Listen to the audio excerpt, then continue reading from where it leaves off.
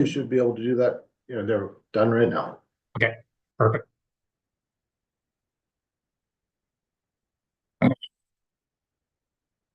Good evening and welcome to the SD61 January 2025 Operations Policy and Planning Committee meeting. And we'll begin the meeting by acknowledging the traditional territories.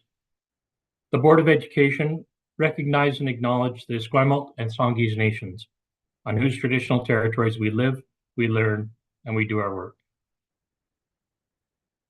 We have a motion to approve the agenda. Have a mover, please. Trustee Gagnon. All in favor?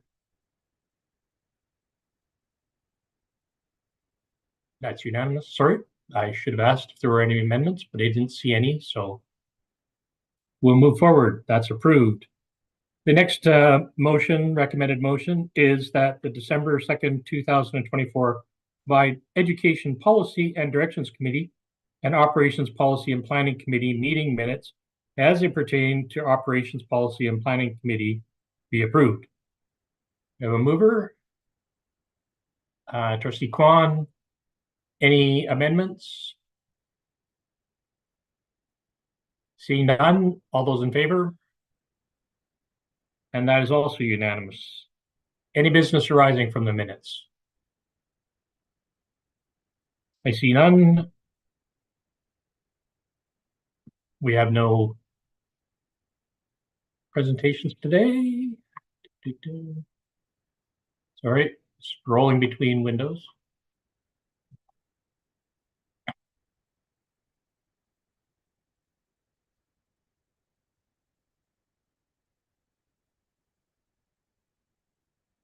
Superintendent, personnel items. Looks like we're all the way up to E1, student devices ratios update. Is that Secretary Treasurer going to take that? Yes, thank you, Chair. So included in the agenda package this evening is an update on where we're at with student device ratios. If you recall, at the November 14th special board meeting, the board approved the purchase of up to 700 Chromebooks at an estimated cost of $290,000. All of those devices have now been purchased and are in schools. They were in schools prior to the winter break. And funding is now 2 ratio, aside from 18 iPads that we're still waiting on. So the current update is that the IT for Learning department is now working on a mechanism and a collection strategy to obtain feedback from schools on the adjustment to the current student device ratio. And as planned, that work will continue until the end of February. And by the end of March, they will have evaluated the impact of the reduced ratio and considered any budget impact for the next year. So I can try to answer any questions if you have them, or we can take them back to IT and respond back to them as quickly as possible. So we'll start with our rights holders and stakeholders. I see BCPAC Treasurer Nissa Tennell. Please go ahead. Thank you. And through the chair, can you just repeat again the total number of devices and the cost, as I didn't quite capture that, and I'm sure that's of interest to parents. 700 devices for 290,000. Is that correct, Secretary Treasurer? That is what was approved. Yes, you'll see in one of the report sets coming up that the actual cost came in just slightly less. It was around 272,000, but still 700 devices were purchased. Okay. Cindy, please go ahead. Thank you. I'm just wondering how they will be gathering that feedback from staff and students.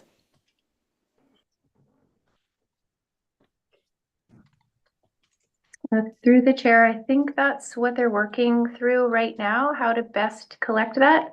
They have throughout this whole process been receiving feedback from schools through various ways, probably mostly email. But I think they're working on how they might be able to best collect that information consistently across all of the schools. So I can't answer that question perfectly, but hopefully we'll have more information for you coming up shortly. Thank you. Any others? Oh, one thing I am looking forward to, oh, sorry, Trustee Kwan, please go ahead. Sorry, I'm happy to wait if you have a question. No, Okay. please. Yeah, I guess, well, I have a number of questions, and one of them I think Cindy has kind of expressed. I may have a follow-up with that one as well, but I was curious actually just about our individualized plans, so IEPs and such that require devices, and I wondered how those are identified, you know, how it's determined who needs or requires a device for those plans, and you know how the final decision is made, and whether how those devices, I guess, follow a student, you know, and really the distinction between devices. My understanding, and I could be absolutely wrong, is that the Chromebooks are actually for classroom use, and that iPads are used for individualized student plans, but I'm not quite sure on that, so I was just curious about that.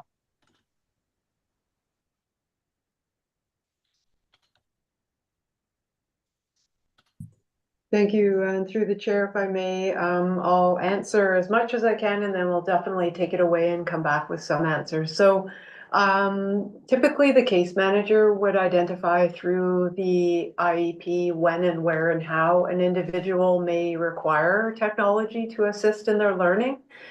With regards to the Chromebooks versus iPads, the iPads are used for the augmentative communication devices. So that would be different than necessarily someone who had an IEP that stated they needed to use a device to either use for word processing or other mechanisms. So that would be the iPad is a communication device, not one that is used necessarily for the sharing of knowledge pieces. So I think there are two separate.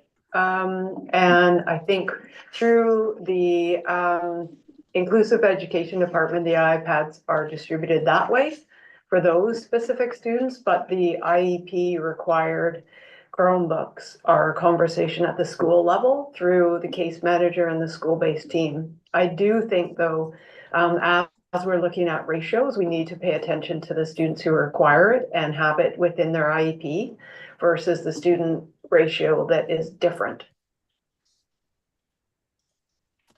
Please, Karen. Carry on. All right, thank you. I really appreciate that information. That gives me a much better context. And then I guess the other question was, you know, I think we heard in one case that we had a class set of iPads, and is that like a normal thing? Do we, you know, is that something that's expected, or does that sound like perhaps it was a legacy thing, and that's being used as classroom sets in place of devices that may have been, I don't know, decommissioned, I guess is the word.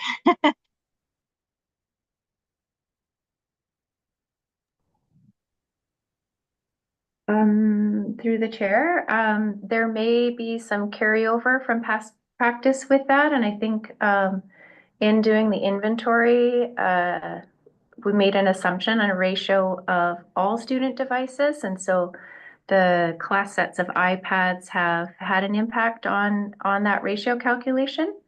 But moving forward, I think that we probably won't see class sets of iPads, but I would have to just confirm that with IT moving forward, because I think they will be limited to more specific cases or the lower primary grades.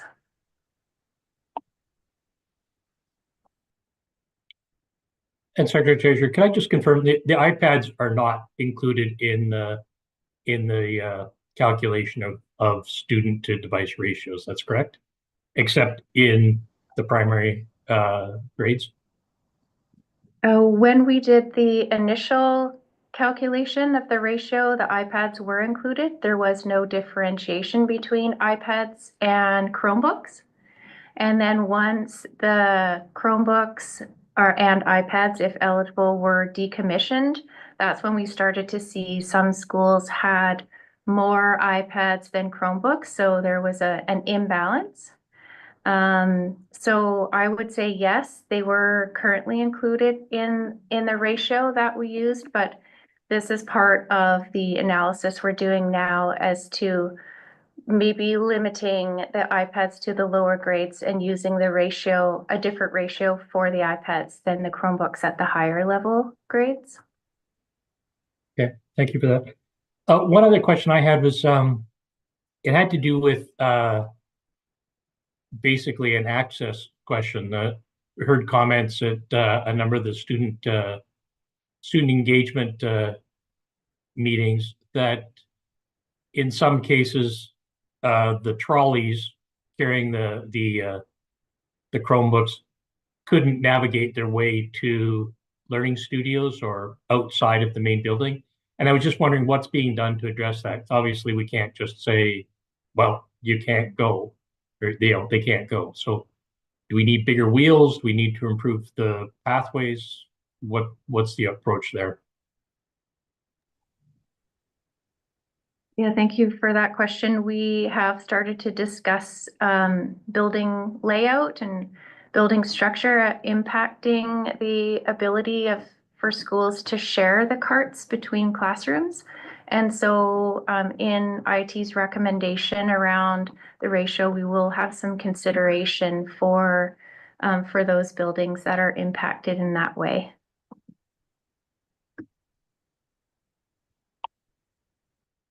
Trustee Kwan? Thank you. I have a couple questions that are kind of related, so I might just put it all out in one blurb and hopefully we can get somewhere.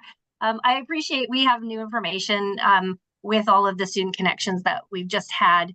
I think we got a lot more information and we garnered a lot more thoughts about where we're at with technology, which is fantastic. I think that's great.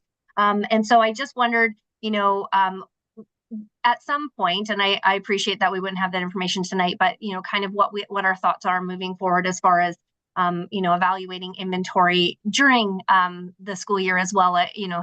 Devices sometimes, I guess, get broken or something happens during the year, and whether we have a process that those can be reported or or whether they're going to be replaced. This is all stuff that I think we still need to discuss. I'm not asking for answers, just on, maybe a thought about how we might handle that. And I think, further to that is just around initiatives and education around the treatment of devices. I think a lot of times we're hearing that perhaps some devices are being mistreated, and so if we put any discussion or thought in around just some education around the cost of the devices and a way that we might be able to preserve them and have them treated better. I think for the most part we're doing that already. Just a thought, something to think about. I think food for thought, really.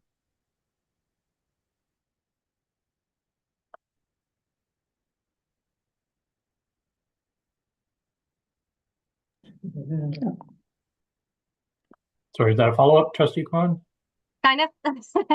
Just a curiosity, really, about when the discussion would come back. I'm assuming that we'll be discussing this again next week at the board meeting. And if so, or when we can have the information kind of back when we anticipate another discussion around with some of this information that we're asking today.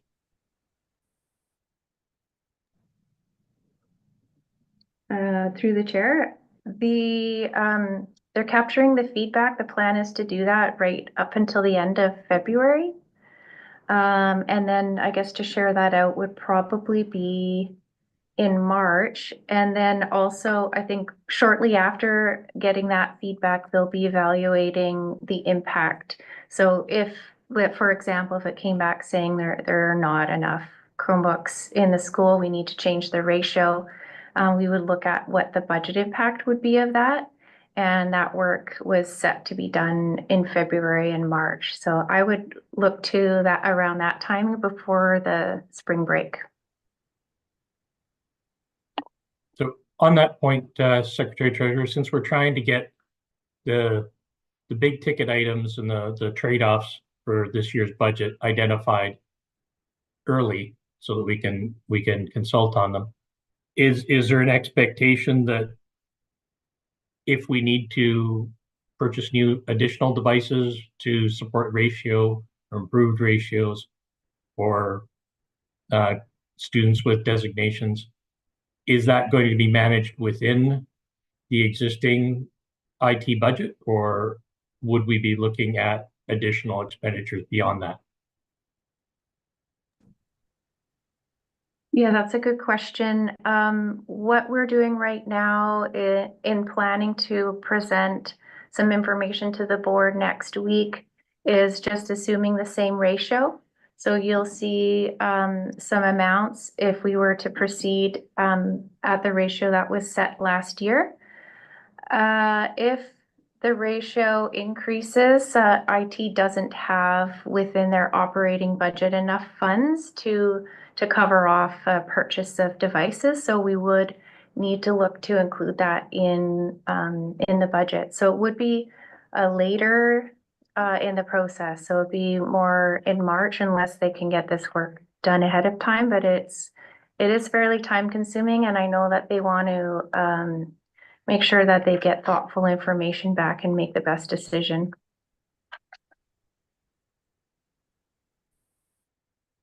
Thank you. Did anyone else have questions or comments? Okay, thank you. Let's move on to the monthly financial report for December 2024.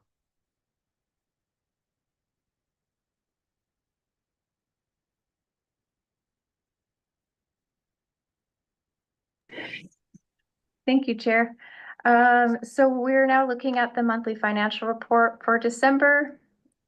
In December 2023, this report was run after month end, reflects what was reported to the committee last year. And for December 2024 was also run after month end. And so for the budget numbers in this particular report, you will see the preliminary budget, annual budget, plus any changes that have been made since then. And the actuals in this report are from July 1st to December 31st. It's hard to believe we're already halfway through this fiscal year. Revenue. So in the column, the percentage column, that percentage represents the amount of revenue budgeted but not yet received. So in the current year, we're at 54%, which is exactly where we were at last year this time. And for expenses, that percentage column represents the amount of expense budget that's still available to spend. Current year, we're sitting at 58%.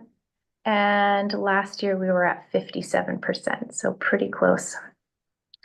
I'll open it up if you have any questions regarding this report. Any questions? Trustee Kwan.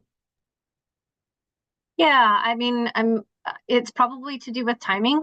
I think they mostly are, but my questions, I have a couple. First, with the revenue, other provincial ministries, I think looking at how much we've collected as opposed to last year. Is that the one I was looking at? Gosh.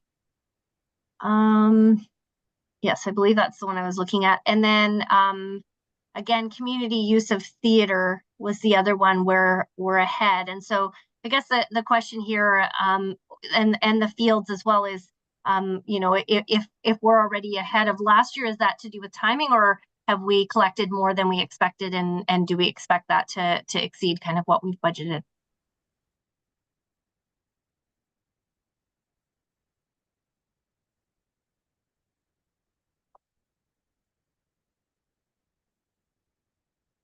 Oh, sorry. Getting used to this chair thing again. Deputy Secretary Treasurer. Through the chair. So the first question with respect to other Ministry of Education or other provincial ministries. So that would just be a timing difference in those. Those are related to the After School Sports and Arts Initiative funding, as well as the trades fundings. And then with respect to the community use of fields and theaters, it does look like the fields budget, we are coming ahead of what we had budgeted. So there will be a budget adjustment done in the final budget, which will be presented in February. However, last year there was an issue with the software that we were using, and so it was a little bit behind. Now we're up to date, now working out the kinks. So yeah, I'm not sure about the theater revenue, but definitely the field, you'll see an adjustment in the final budget. Without trying to go too far into the weeds, I noticed Marnie is listening in. I was wondering if the opening of the Vic High turf field is having any impact on revenue stream in terms of use of facilities. Oh, yes, please go ahead. Through the chair, not yet, because I still haven't done those entries. So I'm working on them now that we have the signed agreement. So none of those are reflected in these statements. Okay.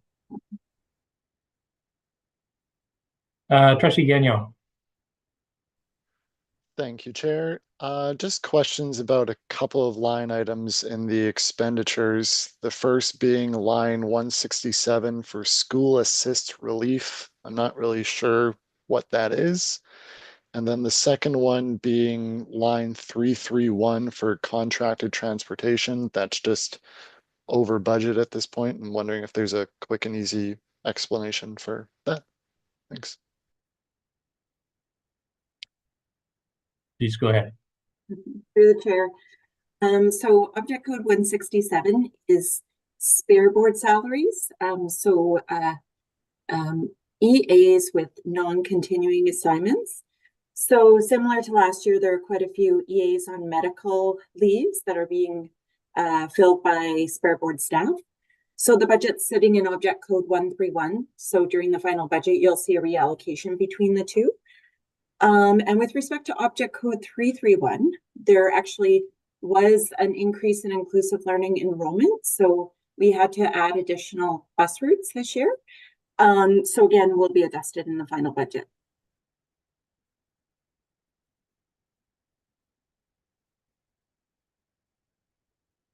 Anything further? Seeing none, thank you very much, Secretary Treasurer, Deputy Secretary Treasurer, and on to the budget change report for December 2024.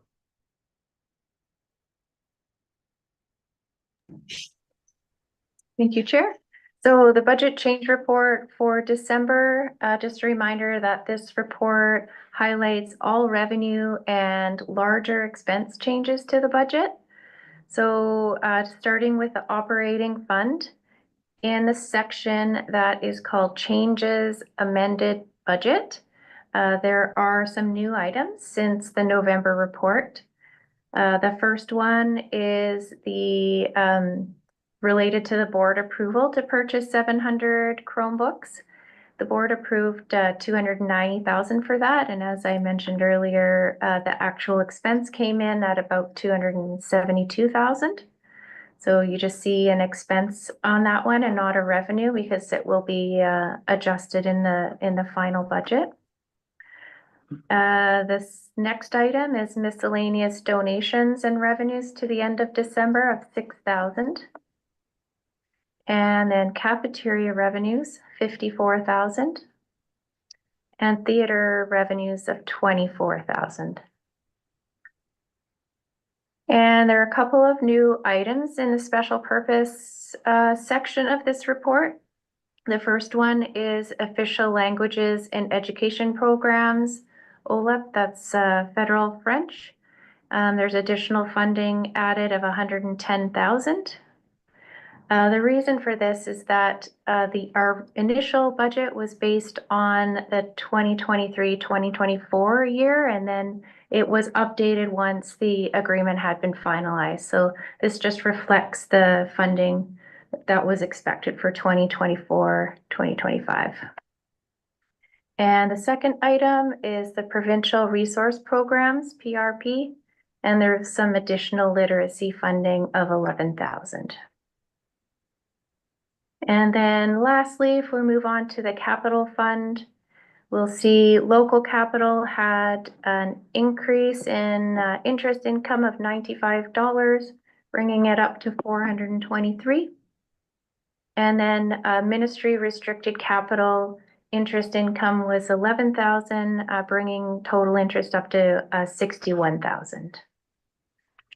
And that's it for that report for this month, and happy to answer any questions.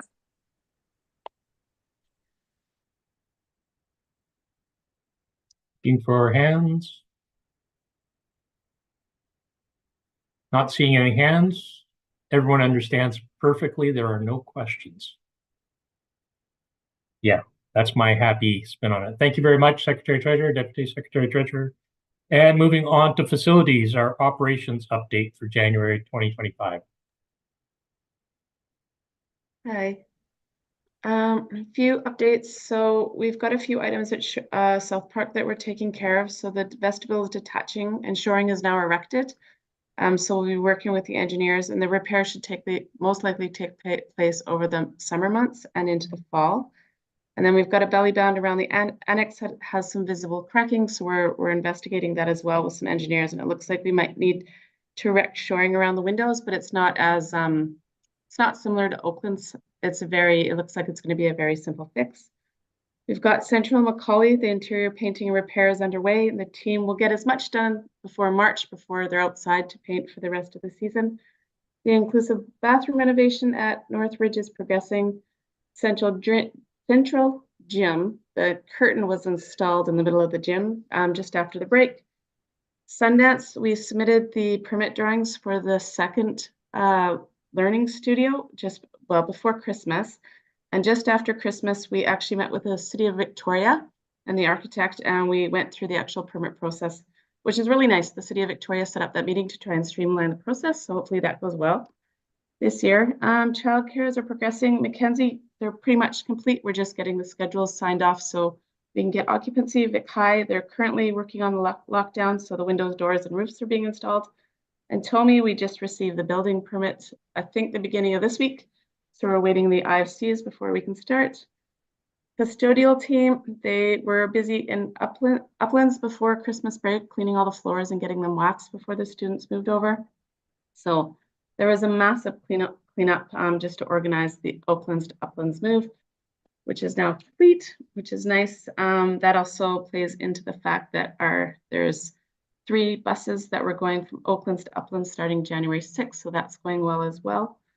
Unfortunately, we're ready for the snow to fly, which might happen this week. So we've got all the snow plans in place, all the materials are ordered, and all the equipment is ready. The network and communications department, there's lots of tech packages that they service every single month. The Spectrum's new synchronized digital clocks and bell systems are up and running. They've got Cloverdale fob system underway. Brian is still busy. Oakland's LED lights are about 80% complete now. What else can I tell you? Oh, and there's a question that you asked right before Christmas about the stair treads at Arbutus. They were actually back ordered, and they're not doing very well. We're hoping to install them before Christmas, but they have yet to arrive. So they're on our to-do list as soon as they arrive. Any questions?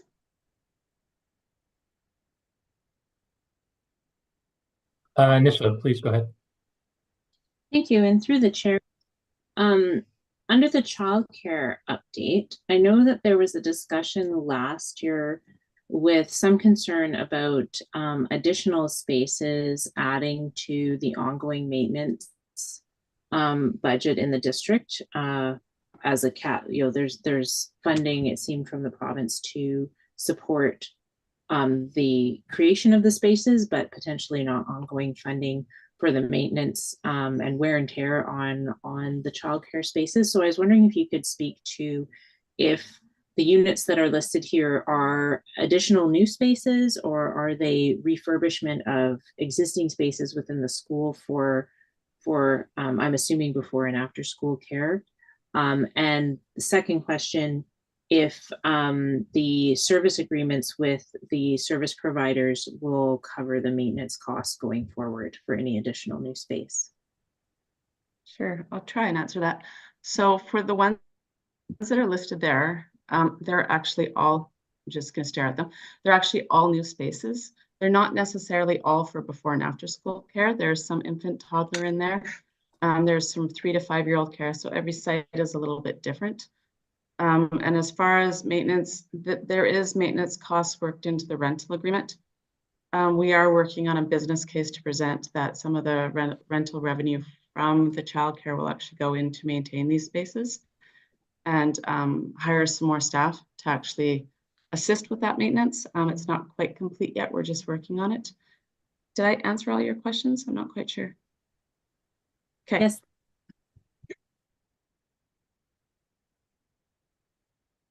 Trustee Kwan. Thanks. I have a number of questions. Maybe again, I'll just say them all and hopefully capture them. And if you need a reminder, that's fine too. I was just curious, that hopefully this is an easy one, is just the monthly vandalism report. Just wondering kind of what time period that covers, whether that's any time before the holidays or whether that's from since we returned. And then I guess the next one would be with regards to the buses for Oaklands. I see a new bus for the route arrived and is currently being serviced for use on Monday. So I'm wondering, is that a borrowed, a leased, or did we purchase a new bus?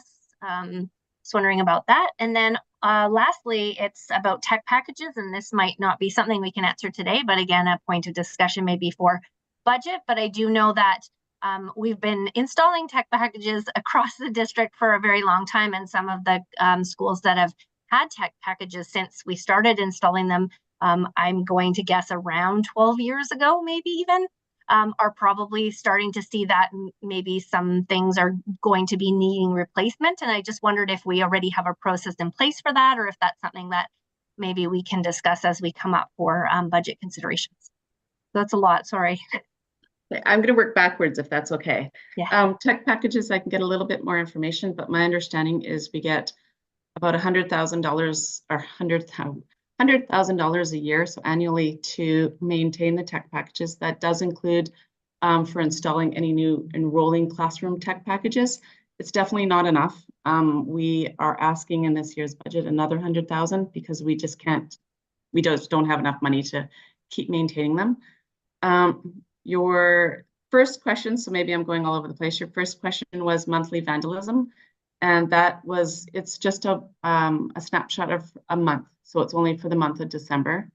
So unfortunately, there's lots of internal vandalism. I think so, maybe some restless people before Christmas. And then your other one was buses. We do have one, Julie I might get this terminology wrong, but it's a capital lease. And it is paid for through the project budget. And then the feeling is we have to, the next school that we're awarded seismic funding for, that bus will be used for that school to transport kids as well.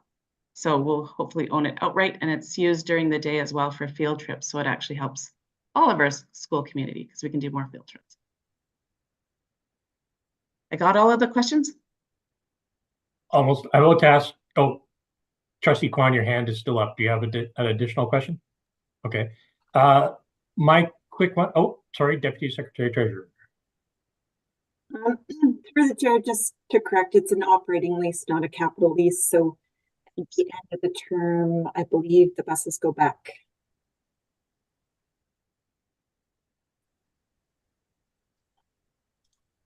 Okay.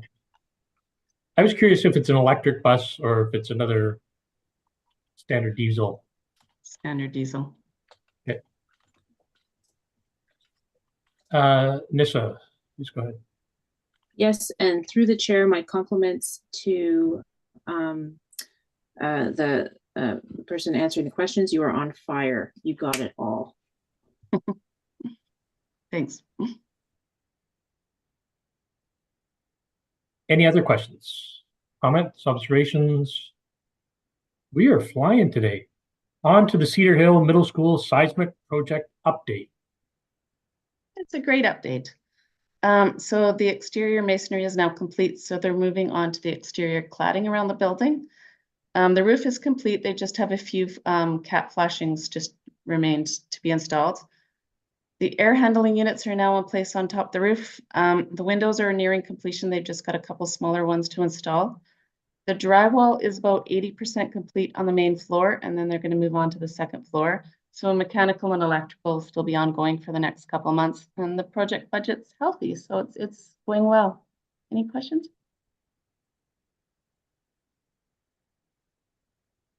Yep, I could tell Trustee Kwan from the look on your face that hand was going to flash up.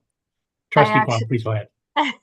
I mean, it's not really a question because I think Marnie answered it before I even asked, but I was remiss when I asked, I fired off all my questions, which I agree with Nissa was very well answered. Thank you, Marnie.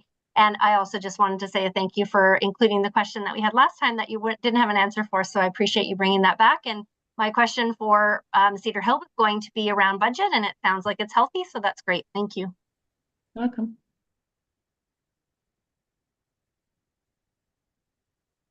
Anything further? Seeing none, thank you very much, Marnie, for that update. I think Derek has Wait, one. yeah. Oh, sorry. I wasn't going to say anything. Thanks, Marnie. Oh. I just wanted to say the board received an image of the progress of the construction today from the Secretary Treasurer via the principal of the school. The site looks great. Looks like things are coming along smoothly. So just my compliments to everyone involved, and yeah, thanks to the Secretary Treasurer for forwarding along some good news. Thanks. Oh, Cindy. I just wanted to say thank you for all the work that you do. And also, if you're interested in seeing parts of the inside, our principal, Marianne Trofimek, is doing a great job and posting videos on our social media on Instagram. So you should check it out.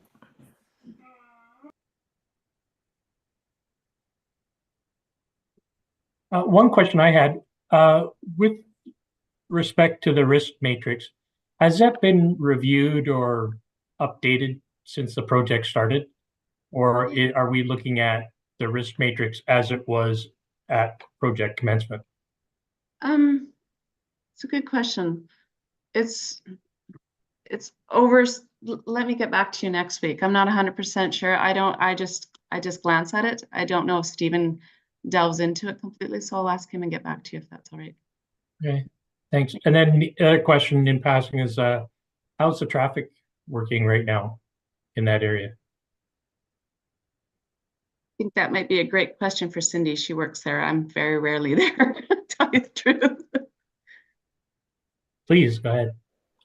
It's actually not bad. I feel that it's worse on Shelburne. Okay. Yes, Shelburne is an interesting navigational challenge these days.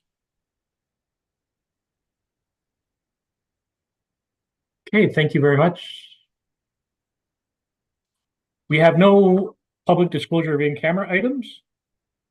Any new business? I see none. I'm not aware of any notice of motions, and we have no general announcements. With that in mind, can I have someone to move a motion for adjournment? Trustee Gagnon, debate? All those in favor?